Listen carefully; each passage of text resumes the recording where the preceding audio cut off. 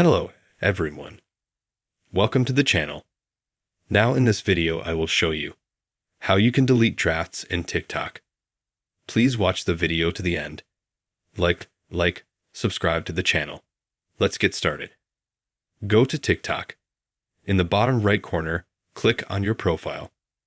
It opens up our account, and there are drafts. Click here. There are probably a lot of drafts. I only have 2.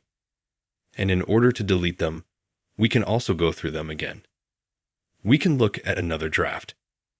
We can also close it, and to delete it, we can click here Select, and then select 1 or 2 or more drafts.